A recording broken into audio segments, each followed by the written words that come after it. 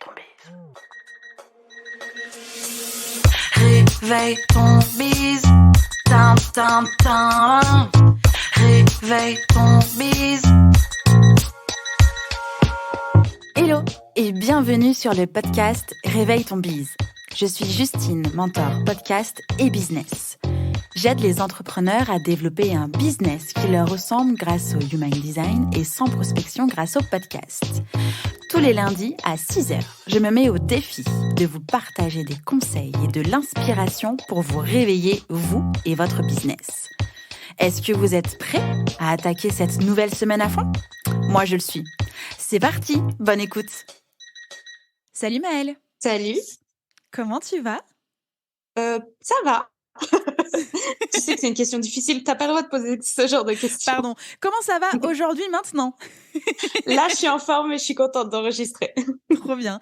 Eh bien, c'est moi qui suis ravie d'enregistrer cet épisode avec toi. On se connaît depuis un petit moment. Je sais exactement qui tu es, ce que tu fais, mais les auditeurs, auditrices, peut-être pas encore. Alors, est-ce que tu peux te présenter, s'il te plaît ? Bien évidemment. Alors, moi, je suis Maëlle. J'ai 23 ans, il me semble. Oui, c'est ça. Et je suis entrepreneur depuis 2 ans. Ce qu'il faut savoir, c'est que je me suis lancée d'abord en tant que CM. Mais comme j'ai énormément de problèmes de santé, c'est pour ça que la question « ça va » est une question compliquée. J'ai un peu dû bifurquer dans mon business et j'ai dû adapter pas mal de choses. Et je me suis vite rendu compte que faire 45 heures par semaine en tant qu'entrepreneur, ce n'était pas viable. Je me suis donc mise au slowpreneuriat et aujourd'hui, je suis mentor slowpreneuriat et je me rends compte qu'en fait, personne ne devrait faire 45 heures par semaine, même les personnes qui n'ont pas de problème de santé.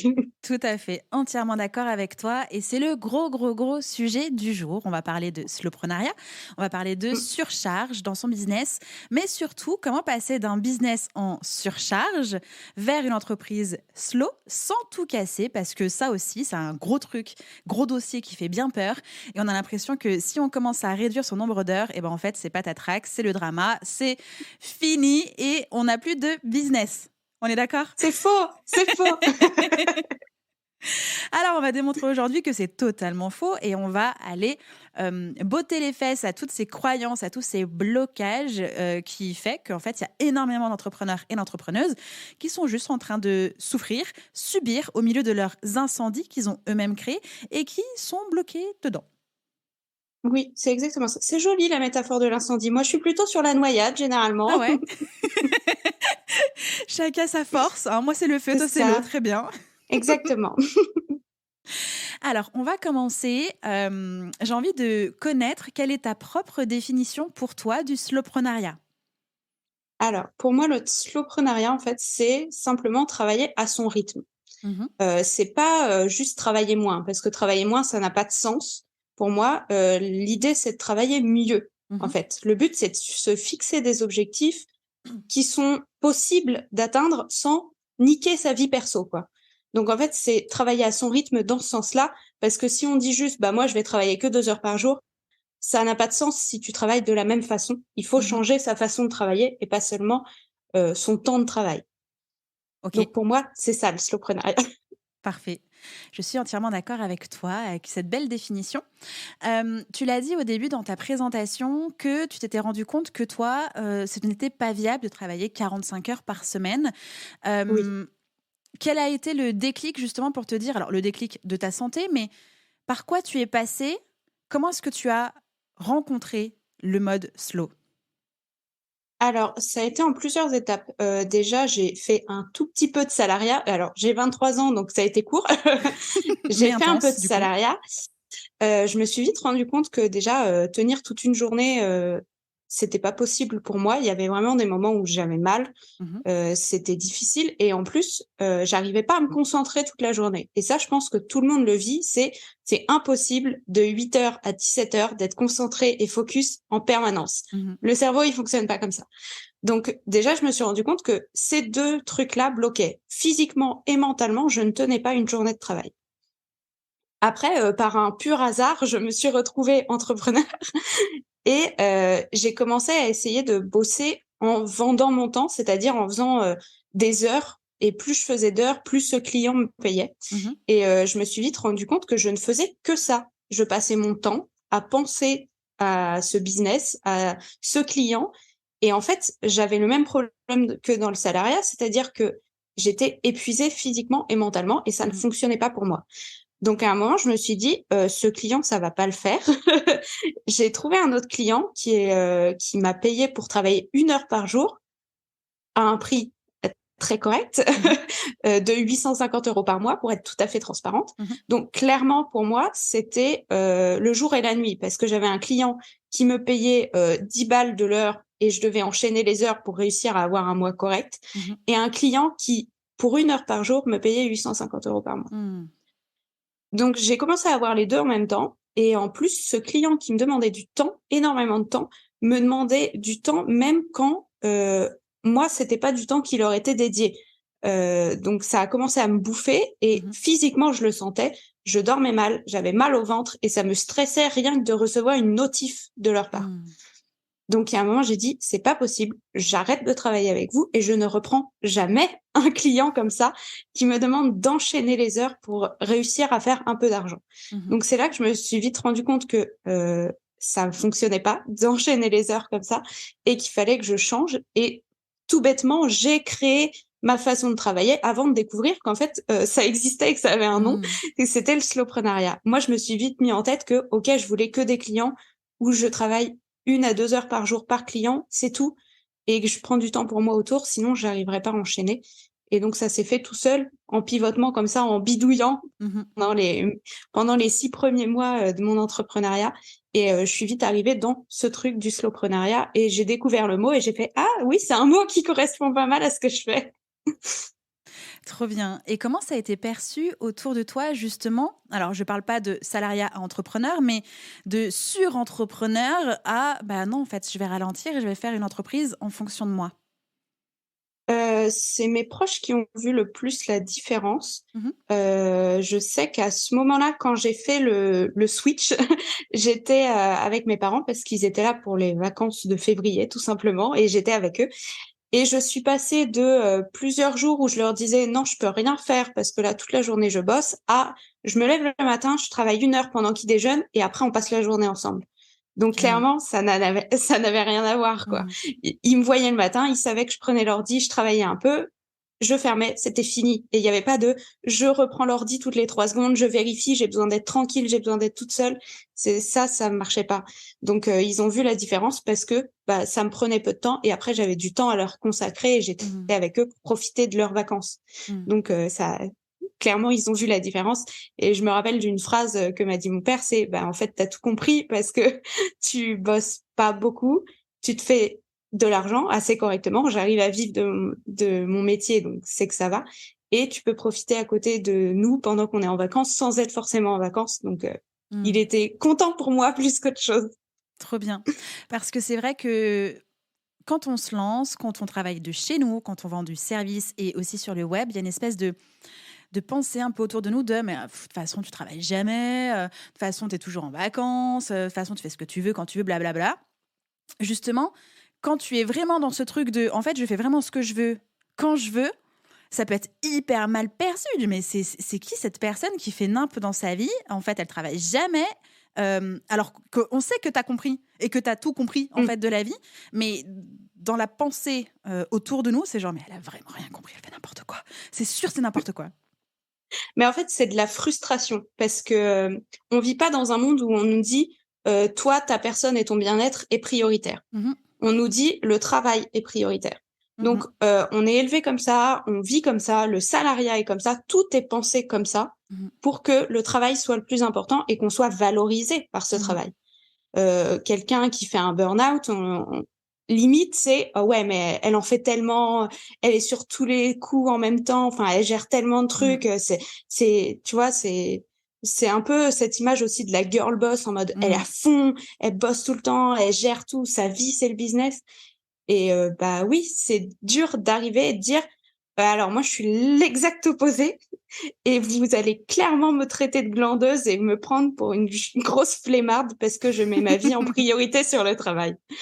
Mais en même temps, j'en joue et je fais exprès de dire que je fais rien alors que c'est faux. Clairement, il y a des jours où je me dis je fais rien, mais en fait, j'ai discuté par message sur Instagram avec plusieurs personnes, avec des prospects, avec des collaborateurs, des collaboratrices. Je prépare des podcasts, etc. Ça se voit pas, mais je fais des choses en vrai. Bien Et sûr. c'est très dur à accepter quand toi, tu es frustré et bloqué dans ce travail et d'avoir l'impression de devoir travailler tout le temps pour que ça fonctionne. Donc, je comprends que ce soit très dur et d'avoir un mauvais regard. Moi, mes parents ont un bon regard dessus parce que depuis que je suis petite, ils m'ont toujours dit: «Tant que tu es heureuse, nous, on est contents pour toi et on veut que tu fasses un métier dans lequel tu es heureuse». Et puis, ils voient ma santé, ils voient très bien à quel point Bien ça sûr. peut prendre la place, dans mon quotidien. Récemment encore plus parce que apparemment j'ai des nouveaux problèmes qui s'ajoutent, ce qui fait que moi, ça me prend énormément de temps et en fait, moi, ma question qui est un peu différente de la plupart des gens qui se lancent pour être slowpreneur, c'est plutôt, est-ce que je peux réussir à travailler un peu ou est-ce que je vais devoir basculer rapidement dans ce: «OK, je suis inapte au travail aujourd'hui». OK. Donc c'est sûr que du point de vue extérieur, on a juste l'impression que je fous rien et que je prône le fait de rien foutre, mais en fait, je prône le fait de pouvoir prendre du temps pour soi et moi, j'en arrive à me dire: «Est-ce que j'arriverai toujours à travailler?» parce que j'aime bien ça aussi travailler et j'ai envie de faire des choses et de proposer des choses, donc c'est plus loin encore dans la Bien sûr. réflexion que ce que les gens peuvent voir, mais c'est sûr que j'affiche pas. Je dis que j'ai des problèmes de santé, mais j'affiche pas tous les jours que, je suis en PLS, je ne filme pas quand je suis par terre au sol. Voilà, je ne le fais pas. Donc c'est sûr que c'est compliqué à voir et ça demande énormément, de réflexion sur soi-même et sur le monde pour comprendre que en fait, le slowpreneuriat, c'est ce que tout le monde devrait viser pour être heureux, tout simplement. Et moi, je suis un gros bisounours, c'est-à-dire que je vends juste une vie où on est tous heureux et dans le bonheur. Trop canon. Et moi, je la veux, cette vie. On a parlé à plusieurs petites reprises, mais de façon très subtile, dans l'ombre, de surcharge. Comme tu accompagnes des entrepreneuses justement à avancer dans le slowpreneuriat, est-ce que tu Oui. as identifié les indicateurs, on va dire, principaux que ces entrepreneuses-là rencontrent au moment de la surcharge, avant le burn-out? C'est quoi les trois petits indicateurs, les trucs, les red flags qui arrivent? Tu le vois, tu le sens, tu le sais, mais tu es un peu genre, je veux pas voir. Ouais, il y en a plein. Il y en a tellement des red flags. Premièrement, c'est le stress. Généralement, c'est le stress qui joue beaucoup et là, faut faire attention de faire la différence entre du bon stress et du mauvais stress. Alors, c'est pas la blague du chasseur où le mauvais stress, c'est juste du stress, mais qui est mauvais. C'est la différence est vraiment là, c'est-à-dire que le bon stress, il te pousse à avancer. C'est plus de l'excitation et L'élan. de la hâte de faire des choses, de l'élan, comme tu dis. Et c'est pour ça que c'est du bon stress, ça te pousse à aller plus loin. Le mauvais stress, ça te ronge l'estomac et tu ne penses qu'à ça. C'est ce que je décrivais vraiment, ce que j'ai pu vivre avec le client que j'ai eu, c'est que tu y penses tout le temps. Tu ne penses qu'à ça. Si tu n'arrives pas à déconnecter ton cerveau de ton business, c'est un signe très alarmant. Si tu as mal au ventre quand tu travailles, que les notifications pour toi, c'est un stress, et que ça ne va pas non plus. Et pour moi, le plus gros indicateur, c'est si tu ne sais pas quand est la dernière fois que tu as pris des vacances ou un week-end, pose-toi des questions. C'est pas normal.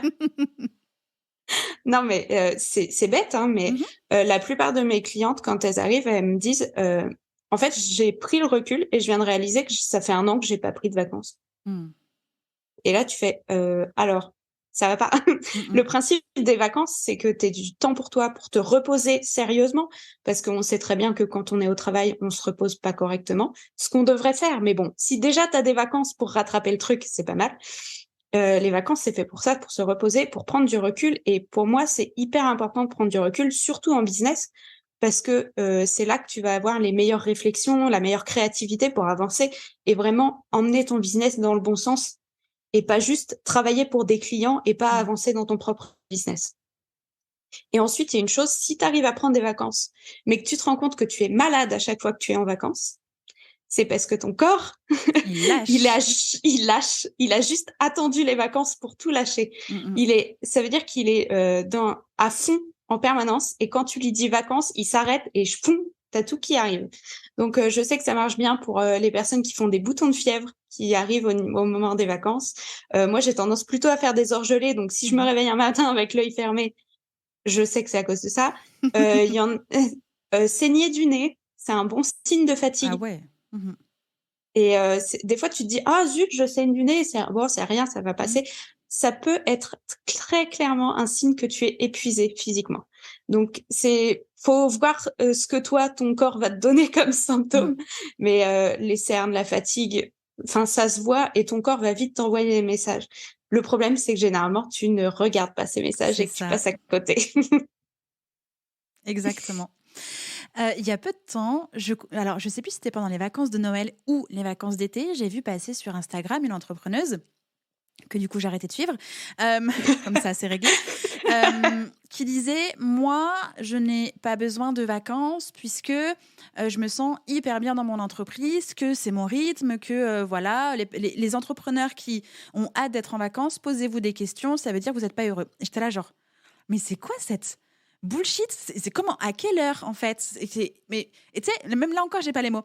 Mais vraiment, je dis mais pourquoi tu racontes ça, sachant que cette entrepreneuse là tape des insomnies, travaille la nuit, dort en pleine journée, et là t'es là genre bah en fait, je pense que si tu as besoin de vacances, mais non, tu ne t'autorises pas à avoir des vacances, et donc du coup, comme tu t'autorises pas, t'essayes de enjoliver un peu ta vérité en disant que ta vérité était en fait la vraie vérité et que chacun devrait ne pas forcément prendre des vacances parce que quand on travaille en business, on doit être tout le temps full heureux, full en forme. Et non, en fait, non, pas du tout.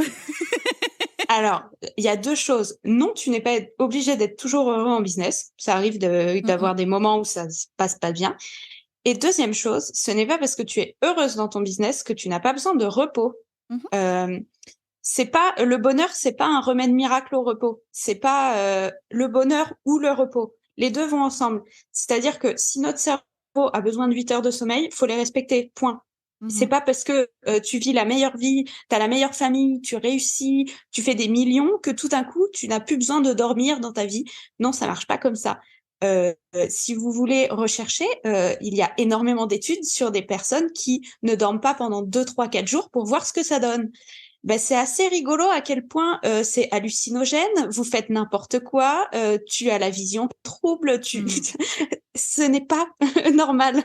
Si on dort et si notre corps a besoin de dormir depuis toujours, depuis la nuit des temps, depuis que l'homme existe, c'est qu'il y a une raison. C'est que c'est important pour le corps, pour le cerveau, de prendre ce temps de repos. Et je parle pas de juste dormir 7 heures par jour et que ce soit nickel tout le temps. Tu as besoin de plus. Le concept de grasse matinée, il existe pour une raison, c'est qu'on est épuisé de notre semaine et qu'on n'a pas réussi à rattraper ce sommeil-là, et que du coup, on rajoute 4-5 heures de sommeil le samedi parce qu'on est fatigué. Si tu arrives à vivre en ne dormant que 5 heures par jour, en prenant jamais de vacances, en faisant jamais de grasse matinée, juste, tu vas foncer droit dans le mur. Voilà, je te le dis. Hein. Je préfère te le dire plutôt que tu crois à autre chose. Mais ça, c'est le genre d'entrepreneur qui, en 2 ans, fait un burn-out, abandonne son business et a besoin de revoir sa santé mentale, de voir un médecin très sérieusement, et met 5 ans avant de réussir à retourner travailler correctement. Tout à fait. Donc, Et puis même au-delà de la notion de vacances, que c'est fait que pour se reposer, en fait, c'est aussi fait pour vivre, faire les choses qu'on a envie de faire, de prendre le temps de les faire. Tu vois, moi, typiquement, j'adore être en vacances parce que c'est le moment où, en fait, je fais un tri de A à Z chez moi. Genre, je suis là, des fois, je dis à Marvin, alors, on va louer un camion parce que du coup, j'aimerais vider. Il me dit, mais t'es sérieuse? Bah oui, je suis en vacances. Mais c'est ce qui me fait kiffer, tu vois. Je suis en mode, je suis pas forcément en train de dire... je prends des vacances pour aller à je sais pas, Hawaï, j'en sais rien. Quoique, on pourrait très bien prendre des vacances pour aller voyager, ça aussi, c'est possible. Oui. Mais simplement switcher de l'esprit que les vacances, c'est déconnecter et abandonner. Et donc, du coup, être en mode, c'est obligatoirement pour se ressourcer. Non, c'est aussi faire des trucs qu'on kiffe et qu'on a envie de prendre le temps de les faire. Parce que c'est pas entre midi et 2 qu'on vit d'une cave, quoi, en fait, tu vois. Clairement, non. Ah oui, mais moi, les vacances, généralement, je les utilise beaucoup pour voyager, pour découvrir des choses, pour profiter, découvrir la nature, tu vois. Là, mes prochaines vacances, c'est simple, c'est un séjour pour étudier les cétacés. Énorme. Je peux pas le faire n'importe quand dans ma vie, tu vois. Il y a un moment, j'ai dit à mon chéri, on prend un week-end rallongé, on va faire ça, on va observer les cétacés, j'en ai rien à foutre. C'est ce que j'ai envie de faire de ma vie. Et c'est des vacances parce que je vais être déconnectée. Ça va être sûrement épuisant physiquement pour moi parce que moi, j'ai besoin d'encore plus de repos que la moyenne. Mais en fait, ça va me faire du bien. Je vais vivre et faire des choses. Et les vacances et même les week-ends, et c'est pour ça aussi que moi, je prône le slowprenariat. Le but, c'est d'avoir du temps pour vivre et que le travail ne soit plus au centre de ta vie. Si tu peux prendre du temps pour 2 fois par semaine aller au sport sans que ça empiète sur ton sommeil ou ton travail, que tu as le temps, je sais pas, d'aller faire de la poterie, de la peinture, peu importe ce que t'aimes, de la randonnée, de sortir, enfin, si tu as le temps de faire autre chose de ta vie et de profiter et de faire des choses que t'aimes, c'est là que tu vas être le plus heureux et que quand tu vas revenir travailler, ça va être génial parce que tu aimes bien travailler et tu vas y revenir pour le plaisir et pas parce que tu es obligé. Donc pour moi, les vacances et les temps off qui ne sont pas du travail sont tout aussi importants, voire plus importants que le travail. Donc clairement, le bullshit de dire « moi, je prends jamais de vacances, j'en ai pas besoin parce que j'aime trop mon business ». Ok, mais est-ce que tu veux faire que ça de ta vie? Et est-ce que c'est réellement ça qui te définit en tant qu'humaine? Ça, c'est tout un autre sujet. Mais ça, c'est un sujet que j'aborde aussi, tu vois, parce que moi, j'ai pas envie d'être Maëlle, l'entrepreneur. Je suis Maëlle, la meuf handicapée, malade chronique, qui aime les cétacés, apparemment, les chats, qui travaille de temps en temps, qui aime bien voyager, tu vois. Je veux que la liste soit longue et qu'il y ait des choses à dire. Pas juste, ah bah elle travaille. Elle aime bien son travail. Et puis oui, moi sur mon lit de mort, j'ai pas envie d'avoir mon numéro de siret, mon cabis, Justine. Ça m'intéresse pas. L'épitaphe de merde, juste un numéro de siret. Réveille ton bise, numéro de TVA. Nul. Ah mais clairement. Ce serait affreux. Donc non, bien sûr. Justement, grâce aux indicateurs que tu as relevés chez les entrepreneuses que tu accompagnes, comment est-ce que justement on évite la surcharge? Imaginons, on a compris que c'était le mauvais stress, qu'on avait la boule au ventre, qu'on avait des problèmes d'insomnie, qu'on pouvait avoir orgelé, bouton de fièvre, nez qui saigne, dos bloqué, angine à répétition, otite et tout ce que tu veux. On a compris que c'était des red flags. Comment est-ce qu'on évite du coup cette surcharge? Alors déjà, bravo si tu as compris que c'était des red flags tout seul, parce que c'est le plus difficile. Vraiment, c'est le moment le plus dur. Et moi, c'est difficile de pas aller voir les gens et de dire « là, arrête !» Déjà. Ensuite, le plus important, c'est d'abord prendre du recul et faire le point. Parce que si tu prends pas ce recul, tu vas jamais réussir à voir quels sont les problèmes dans ton business ou dans ton fonctionnement, parce que des fois, c'est pas le business qui pose problème, c'est toi, ta pression que tu te mets, etc. Donc, prendre du recul, faire le point et vraiment prendre pas à pas, qu'est-ce que tu fais dans ton business? Comment tu travailles dans tes journées? Quelle place ont tes clients dans ton business? Quelle place a toi, ton temps pour travailler sur ton business? Qu'est-ce que tu veux dans ta vie faire en vrai? Parce que c'est ça la question, c'est pas de se dire combien de temps je veux travailler par an, c'est plutôt combien de temps je veux vivre par an et ça laisse quoi comme place au travail derrière. Et du coup, c'est prendre du recul et prendre un angle de vue différent pour voir ce qui est possible de faire. Et généralement, moi, ce que je préfère faire, c'est de dire, OK, j'ai besoin de tant de jours de vacances, tant de jours off, j'aimerais bien prendre ces jours-là pour faire ma vie, aller observer des cétacés, parce qu'apparemment, c'est ma lubie du moment. Et je me dis, OK, maintenant que j'ai enlevé tout ça du calendrier de l'année, qu'est-ce qui me reste comme temps où je peux potentiellement travailler? Ne pas oublier de mettre les temps de dodo, sinon ça fait beaucoup trop d'heures disponibles. Et les temps de vie, parce que bah, moi je suis en couple, j'ai pas d'enfant, mais si vous avez un enfant, je suppose que vous avez fait un enfant pour le voir grandir et passer du temps avec, et pas juste le voir entre deux nourrices et pas passer de temps avec. Donc c'est aussi quel temps le soir ça peut te prendre, le matin ça peut te prendre, et du coup, ok, bah tu réduis. Ah bah je suis disponible lundi, mardi, jeudi, vendredi, entre 9h et 16h, je fais une pause midi, ça me laisse combien de temps de travail à l'année, combien d'heures que je peux utiliser pour travailler, et qu'est-ce que je veux faire de ce temps. Et après, c'est reprendre dans son business point par point. OK, qu'est-ce qui est vraiment utile? Donc là, on parle de faire un gros tri. Et moi, il y a eu une règle que j'adore et que je répète à tout va, c'est la loi Pareto que tu dois connaître, évidemment. des 20%, 80%, c'est-à-dire que 20% de ton travail rapporte 80% de tes résultats. Et moi, quand j'ai réalisé ça, je me suis dit, OK, bah, techniquement, je peux supprimer 80% de mon travail, c'est pas grave, je vais perdre que 20% de mes résultats. Alors, c'est un peu la méthode extrême, c'est-à-dire que j'ai dit, OK, bah, je peux enlever 80%. Bien sûr, tu peux trouver un équilibre, mais en faisant ce calcul-là, tu vas vite te rendre compte de qu'est-ce qui te rapporte de l'argent. Et tu peux aussi te demander qu'est-ce que tu aimes faire vraiment dans ton business. Moi, il y a un truc que j'aime pas, c'est la newsletter. J'ai pas réussi à m'y mettre. Ça fait 2 ans que j'essaye, j'y arrive pas. À un moment, j'ai dit, ça me prend du temps, ça me prend la tête. Je ne le fais pas. On verra un autre moment. Et c'est tout con, mais faire le tri comme ça et se dire, c'est pas grave, je le ferai une autre fois ou je le ferai plus tard. C'est OK, en fait. Et c'est comme ça que tu vas vite réussir à enlever énormément de choses de ton temps et réaliser que tu peux faire le travail que tu faisais en 60 heures par semaine, tu le feras plus que, je sais pas, en 25 et bah ouais, bah, t'as gagné 35 heures de vie, bien joué. Tu peux faire ce que tu veux de ce temps-là autre part. Et donc c'est vraiment ça, c'est réussir à prendre le recul pour faire un tri, un vrai tri. Et je sais que ça prend du temps et que le plus dur, c'est souvent le cerveau qui bloque. Et là, le gros problème, c'est que c'est le cerveau qui va bloquer. Parce que même si je te dis, fais le tri dans ton business, tu vas 100% me dire, alors ça peut être utile quand même. J'ai pas envie de l'enlever, j'ai peur de l'enlever, on sait jamais. Donc, le plus dur, c'est de passer son cerveau en mode, OK, maintenant je fais du slowpreneuriat et j'arrête de faire des trucs que j'aime pas. C'est pour ça que moi, je fais un accompagnement individuel où je suis là à chaque moment derrière la personne, parce qu'au moindre doute, elle peut m'envoyer un message et moi je vais lui dire non, arrête de faire ça, calme-toi, on recasse la croyance, on recommence.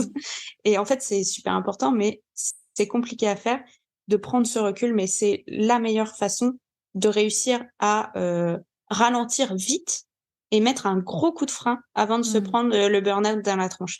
Parce que si t'en es à avoir déjà tous les symptômes possibles, le nez qui coule de partout, 3 heures gelées, 10 boutons de fièvre, il y a un moment, faut mettre un gros coup de frein.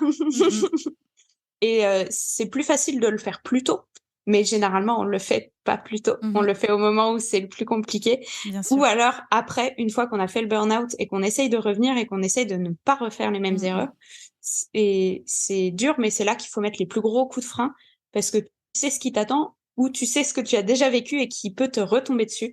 Donc, c'est là qu'il faut faire le plus gros changement. Mais c'est pas facile à faire. Non, c'est sûr.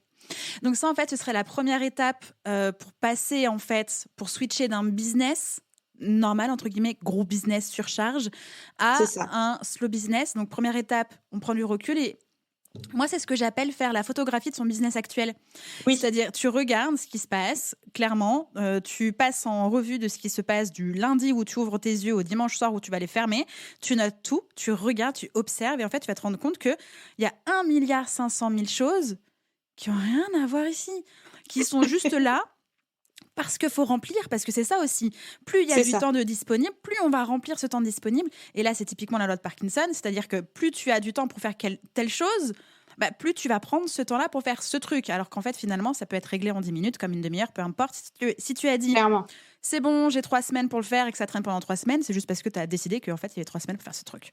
Donc, prendre la photo de ce qu'il se passe et, comme tu dis, prendre du recul, faire le tri. Moi, j'adore faire le tri. Mais c'est hyper difficile, surtout quand il est question de son business. Où on se dit, alors si j'enlève, imaginons, si j'enlève ma chaîne YouTube, ça me prend du temps, de l'énergie, j'aime, mais bof. Oui, mais on sait jamais. Ça fait aussi partie de mon tunnel d'acquisition, que machin, truc, ça convertit. Et après, tu n'enlèves rien. Oui, c'est ça le problème. Moi, en fait, il y a un moment, je suis arrivée à me dire... c'est pas grave si je mets plus de temps pour que mon business décolle vraiment, décolle comme on l'entend, c'est-à-dire, voilà, t'as 10 000 abonnés sur Instagram, t'as des clients en permanence, etc. Il y a un moment, j'ai pris cette décision de me dire, je prends le pari, et si ça me prend 3 ans de plus pour être arrivé dans la fame des entrepreneurs sur Instagram, c'est pas grave. Parce que moi, j'aurais passé ces 3 ans de plus à faire d'autres choses de ma vie et à aller mieux pendant que des personnes qui vont vouloir tout de suite le résultat des 10 000 abonnés, du succès, etc., vont se prendre 1 mur, 2 murs, 3 murs dans la gueule avant de comprendre qu'il faut ralentir. Et c'est ce que disent les gros entrepreneurs. Et Aline en a parlé aussi, c'est qu'autour d'elle, elle ne connaît pas d'entrepreneur qui soit à son niveau, qui n'a pas fait un burn-out. Et moi, je trouve ça très grave. Bien sûr. Et moi, j'aimerais bien que ça change. Donc, c'est pas grave si moi, mon business prend plus de temps et que ça met du temps pour que les gens acceptent que ce soit une réalité possible, éviter le burn-out. Mais au moins, moi, je l'aurais pas fait. Et quand j'arriverai au niveau d'Aline, alors je pense pas arriver au niveau d'Aline, c'est pas mon but, mais quand j'arriverai à un niveau où on se dira, waouh, c'est Maëlle, tu vois qui c'est, et ben moi, j'aurais pas eu de burn-out. Et je pourrais le dire. Et ça, c'est la réussite. Et ça, c'est ma réussite à moi. Et ça, c'est ma vision de la réussite. Et ça, c'est une grosse question à se poser quand on se lance. Bien sûr. Et du coup, cette question de faire des choix dans son business est très difficile. Mais il y a un moment, il faut se poser la question, comment tu veux réussir dans ton business? Si on continue sur j'ai pris la photo de mon business, je suis en train de faire le tri, la seconde étape, ce serait en fait comment choisir? Que choisir? Ce que je garde et ce que je supprime? Comment on fait ça? Comment on fait? Alors, c'est ultra personnel. Vraiment, je peux pas donner une méthode clé en main sur que choisir dans son business. Parce que ça dépend tellement de ce que toi, tu entends par un business qui réussit, de ce que tu veux créer comme business, de quel média tu aimes, etc. Toi, par exemple, tu fais du podcast. Moi, je n'ai pas de podcast. Donc, le choix a été différent. Mais ça, on travaille quand même ensemble, tu vois, on collabore, mais ça a été un choix différent. Et ce choix, c'est très personnel. Et c'est pour ça que moi, la vraie étape ou troisième étape, ce serait d'apprendre à se connaître et du coup, de prendre la photographie de soi-même. Comme ça, on a 2 photos, le business, nous, et on essaye de voir qu'est-ce qui peut concorder dans la photo et faire en sorte qu'on puisse les superposer et que ça fonctionne ensemble. Parce que si tu te connais pas, si tu n'apprends pas à savoir ce qui te plaît, ce qui peut fonctionner sur toi, tu ne pourras pas adapter un business et avoir un business qui fonctionne. Ça, peu importe que tu veuilles faire du slowpreneuriat ou pas. Mais si tu veux faire du slowpreneuriat, c'est encore plus important parce que tu vas savoir quand travailler et comment l'adapter pour faire vraiment que ce que tu as envie de faire. Et du coup, tu utilises toi comme outil de connaissance de soi-même? Alors, je suis une grosse accro au chronotype. Alors, pour ceux qui connaissent pas, c'est les 4 fameux animaux là dont tout le monde parle ou ils mettent sur Instagram. Alors moi, je suis un dauphin. Voilà. Si vous savez pas ce que c'est un test psychologique tout simple, un quiz et à la fin, ça te donne l'animal que tu es et ça t'aide à organiser tes journées en fonction de si tu es plutôt productif le matin, l'après-midi. Ça te donne tes temps de créativité, tes temps de repos. C'est une bonne base pour essayer de voir ce qui fonctionne. Après, n'importe quel quiz, test que tu vas faire, qui soit validé ou non par des psychologues, parce que des fois, c'est pas le cas, et c'est important de le dire, fais-les, parce que si ça peut t'aider à comprendre quoi que ce soit sur toi, c'est ça la phrase, quoi que ce soit sur toi, quoi que ce soit sur soi, c'est encore pire, mais ça marche. Si t'apprends quelque chose sur toi, c'est déjà une très bonne chose parce que tu vas pouvoir l'exploiter au-delà de ton business en fait, parce que tu vas apprendre à te connaître tout simplement. Donc moi, je suis une grosse fanatique. Dès que je tombe sur un quiz ou un test de personnalité, je les fais tous. Ils ne me servent pas tous, mais je sais que le chronotype est celui qui m'a le plus servi parce qu'il m'a permis de me rendre compte très rapidement que je pouvais m'adapter. Et parce que moi je suis ours, donc je suis un peu le profil lambda type qui s'adapte correctement, mais aussi qui a besoin de sommeil parce que le dauphin est beaucoup ressorti et que le dauphin est un chronotype de personne plutôt insomniaque ou qui a besoin de se reposer. Donc j'ai fait un mix des deux et j'ai réduit en gros de 1 heure tous les temps de productivité de l'ours et ça fonctionne plutôt bien, c'est-à-dire que je ne travaille pas avant 10 heures le matin parce qu'il y a personne. Et je peux tenir jusqu'à 19h, 20h, mais pas après. Et je sais que l'après-midi, généralement, je fais une pause en début d'après-midi après avoir travaillé, en fait. Donc, il y a un mélange de chronotype et de tester pour voir comment tu fonctionnes à la journée. Moi, ce que j'adore faire et que les gens détestent, c'est de dire éteins ton réveil tous les matins et vois comment ça fonctionne et comment, au fur et à mesure des semaines, ton rythme va se remettre en place. Parce qu'on a tous un temps de sommeil différent. Généralement, on dit qu'il faut 8 heures pour un adulte, 7-8 heures, mais il y a certaines personnes qui ont besoin de plus et qui s'en rendent pas compte. Donc, éteins ton réveil. Alors, si tu as un rendez-vous à 9 heures le lendemain matin, mets ton réveil. Ne le loupe pas. Mais c'est pour dire que moi, je mets pas de réveil dans ma vie. J'en ai un, je crois, qui est à 9h45 au cas où, pour pas que je dorme jusqu'à 11h, quoi. Mais généralement, je me réveille avant, du coup. C'est juste un réveil de secours pour pas me dire, bon, bah, je vais éviter de dormir jusqu'à midi tous les jours, quoi. Sinon, je vais vraiment rien faire. Et là, les gens vont se dire, ouais, celle-là, elle fout vraiment que dalle. Mais tu vois, c'est un truc tout bête, mais éteindre son réveil, ça te permet vite de te rendre compte, ouais, bah, à quelle heure je suis fatiguée le soir, ça me fait réveiller à quelle heure le matin, combien de temps avant j'ai besoin d'éteindre mon téléphone pour réussir à m'endormir correctement, est-ce que je fais des insomnies ou pas, est-ce que ça impacte ma journée de travail? Et ça, c'est se connaître. Et pour se connaître, bah, faut prendre du temps, faut prendre le temps de noter les choses, de tester les choses, de réduire son temps de travail et de voir ce qui fonctionne. Et ça, les gens ne le font pas. N'essaie pas de le faire. C'est ça. Mais ce que j'aimerais rajouter dessus, c'est une fois qu'on teste, tu vois, qu'on crée cette espèce de nouvelle semaine idéale dont on pense avoir besoin, il y a un élément hyper compliqué à garder. Alors, j'aime pas ce mot discipline, mais j'ai plutôt envie de dire s'auto-respecter. C'est-à-dire qu'après, tu peux facilement être appelé à attends, il y a machin qui veut un rendez-vous, attends, il y a ce truc machin. Et en fait, tu vas rempiler sur des heures que tu avais dédiées pour autre chose, pour toi, pourquoi pas, pour répondre à des demandes extérieures. Tu vois ? Donc, c'est vraiment s'auto-respecter et respecter le cadre dont on a besoin pour se sentir bien et vivre sa best life. C'est hyper, hyper important. C'est pas juste, OK, j'ai une semaine idéale, je la mets devant, je sais pas, sur mon mur devant mes yeux et en fait, de ne jamais la respecter. C'est trop dommage. Non, faut la respecter. Et l'une de mes règles capitales, c'est de se poser des limites. Parce que si tu te poses pas de limites, comme tu le dis, tu te dépasses très vite et tu fais n'importe quoi. Alors, ça peut être des limites pour toi-même, mais aussi pour tes clients. Je sais que quelque chose qui a changé la vie à pas mal de mes clientes, c'est quand elles ont mis, par exemple, sur WhatsApp ou sur Insta, du vendredi au lundi matin, un message automatique qui dit « Je ne suis en week-end, je vous répondrai lundi », c'est tout. Et du coup, elles sont soulagées parce qu'elles n'ont pas à répondre et qu'elles n'ont pas cette pression de se dire il va attendre 2 jours. Et le client, il va pas te harceler parce qu'il sait que tu répondras pas avant lundi, de toute façon. Donc, ça sert à rien. Et c'est des petites choses comme ça qui sont toutes bêtes, mais se poser des limites qui sont claires et les respecter. Et ça aide à faire en sorte que le tout fonctionne correctement. Parce que oui, sinon, si tu te dis, OK, bah, je vais commencer par mettre mes séances de sport, mais que tu te les respectes pas, bah, ça sert à rien de les avoir mis en premier, tes séances de sport, parce que tu vas mettre du business dessus. Et c'est bête, mais c'est de la discipline. C'est pas un mot que j'aime, mais c'est aussi se dire si je veux atteindre cette best life, il faut que je fasse tout pour l'atteindre et que je m'écoute et pas que je me fasse vite happer par tout ce qu'il y a autour. Et ça, encore une fois, ça demande de beaucoup travailler sur son cerveau. C'est ça. Le mindset est tellement important là-dessus. C'est réussir à pas culpabiliser de pas répondre. Ça, c'est ce qui revient le plus, je pense, chez mes clientes, de se dire mais faut que je réponde à mon client, sinon j'aurai plus de clients derrière. Comment je fais? Et non, en fait, c'est pas les clients, ils vont pas faire la gueule parce que t'as pas répondu en 5 minutes. Hein.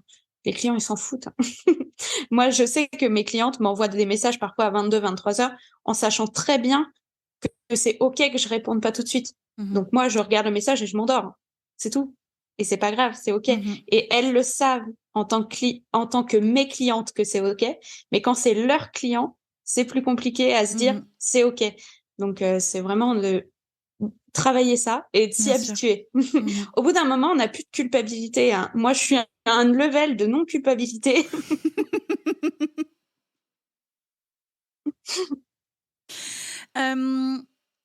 L'un des blocages, croyances identifiés liés au slowpreneuriat, c'est que possiblement des personnes sont tentées de construire une entreprise plus slow, plus dans le respect de eux-mêmes, de leurs besoins, de leur vie, mais ils ont un peu tendance à penser que si j'ai un slow business, j'ai forcément un petit business.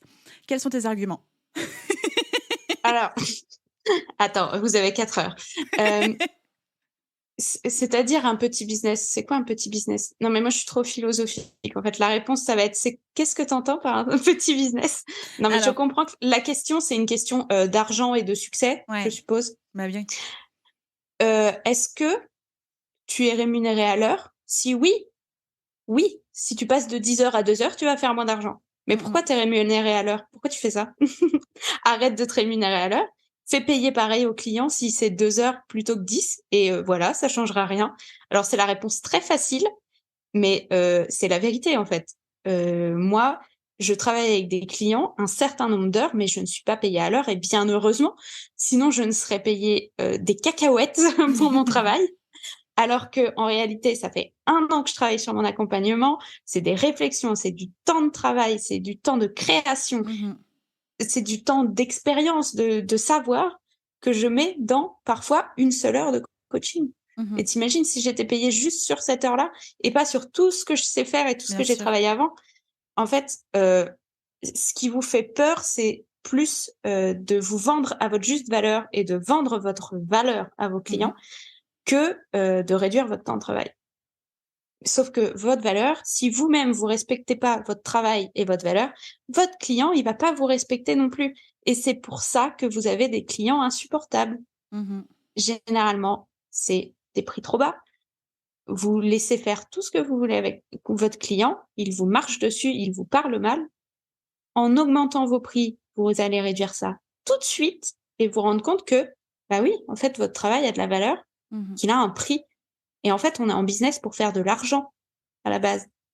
Donc, si vous avez peur d'augmenter vos prix, forcément, ça va être compliqué de réduire votre temps de travail. Mais c'est pas la bonne question que vous vous posez. Totalement. Est-ce que je leur ai retourné le cerveau et j'ai triché? Peut-être. Non, mais j'aimerais aussi rajouter, et tu l'as dit tout à l'heure, que du coup, c'est peut-être une croissance moins rapide, mais en réalité, c'est une croissance qui va vous respecter, tout simplement. C'est ça. Comme tu l'as dit, ça sert à rien d'avoir un gros cap qu'on n'a pas envie de vivre, qu'on ne va peut-être pas bien vivre, qu'on va cracher derrière parce que, en fait, c'est pas le rythme qu'il faut. Tu l'as dit, toi, tu te vois plus sur le long terme, sur 3 ans pour atteindre cet objectif, au lieu de te dire 6 mois. Eh ben, c'est la même chose. Ça veut dire que si on reprend l'étape de la photographie, de son temps, du business, qu'on se dit, en fait, non, j'ai 3-4 heures de travail par jour disponibles à travailler correctement et pas à tout faire, plutôt à travailler mieux. Et ben dans ces cas-là, si on a, imaginons, j'en sais rien, un lancement, le truc qui fait peur, qui est énergivore, qui tout ça, tout ce que tu veux, et ben en fait, au lieu de te dire, en théorie, faut organiser ça 3 mois avant le lancement, commencer 3 mois avant, en fait, non, c'est 6. C'est 6 pour toi, ou c'est peut-être 8 mois de plus, en fait. Mais c'est ça. Tout simplement. C'est juste revoir son temps de travail et comment on le répartit et comment c'est OK pour nous de le répartir. Et ça, ça demande de la réflexion et ça veut pas dire que votre business va pas grandir. Moi, il y a une métaphore que j'utilise souvent, c'est celui de la lièvre et de la tortue. C'est plutôt une fable d'ailleurs qu'une métaphore. Tout le monde connaît la fable de La Fontaine. Hein. Clairement, je suis une tortue. C'est-à-dire que je fais des tout petits pas, je vais très lentement, mais je vais finir cette course. Et je vais la finir avant vous, qui vous serez arrêtés à pleurer sur un poteau. Alors, le lièvre, il fait pas ça dans la fable, il s'arrête plutôt parce qu'il se dit « Non, mais trop facile, je vais à toute vitesse ». Sauf qu'en fait, il y a un moment où il va se prendre un mur, le lièvre, parce qu'il va faire un burn-out. Et le but d'un business, c'est pas de tenir 2 ans et d'après retourner dans le salariat. C'est d'en faire son métier pour les 10 années à venir, quoi. Parce que sinon, ça sert à rien de se lancer dans l'entrepreneuriat. Donc, vaut mieux y aller par petits pas, tout doucement, réussir ce marathon, que d'essayer de faire un sprint et de cracher ses poumons à l'arrivée. Totalement. Clairement. Donc, soyez des tortues. Voilà, c'est tout ce que je peux dire.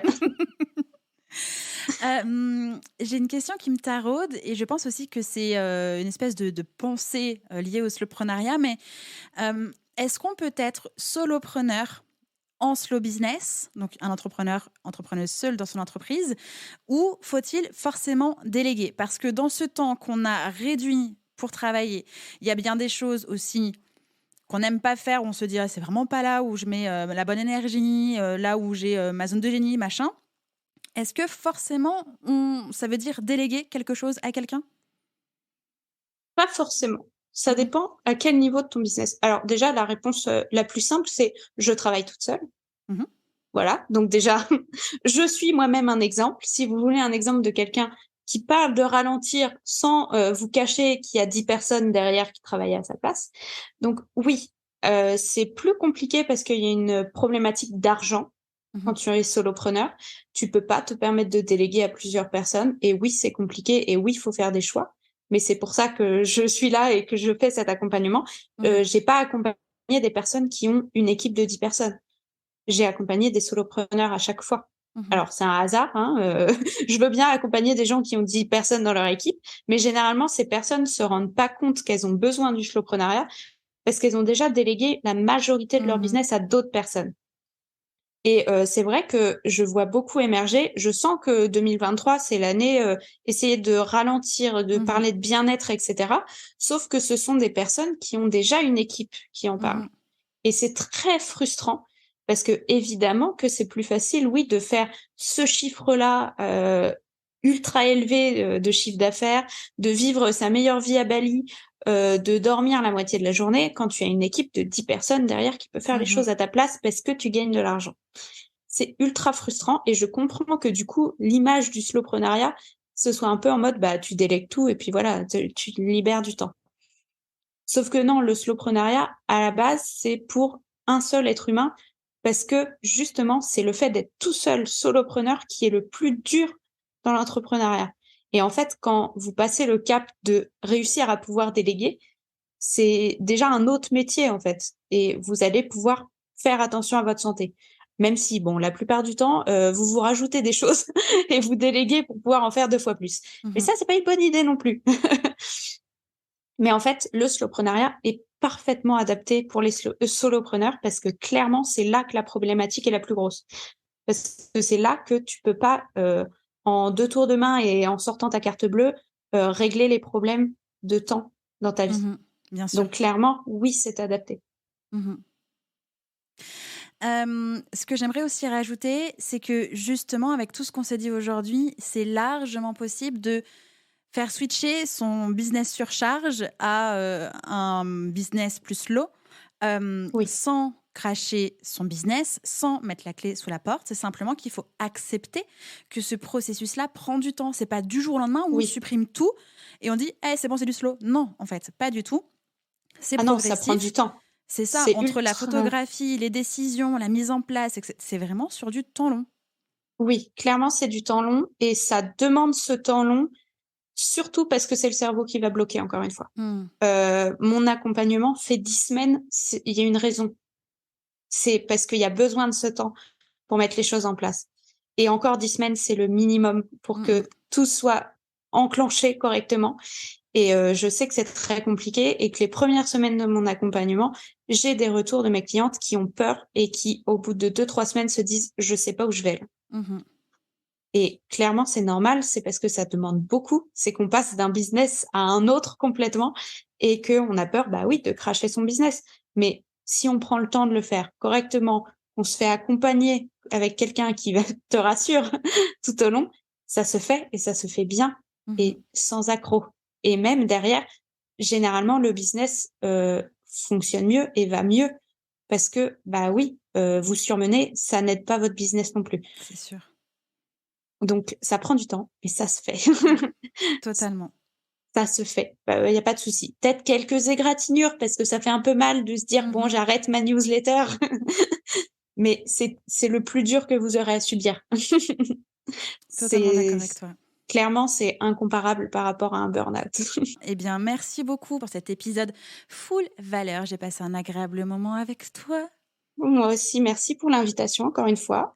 C'est un plaisir. Il était temps de faire ce podcast ensemble. Totalement. Tu reviens quand tu veux. Ma porte de podcast est grande ouverte. Grand plaisir pour parler de plein d'autres choses avec toi. Tu viens me trouver. Oui, bah clairement. Merci Maëlle et à très bientôt. Ciao. Bye bye. J'espère que cet épisode vous a plu. N'hésitez pas à partager le podcast à une personne qui veut aussi se réveiller avec vous.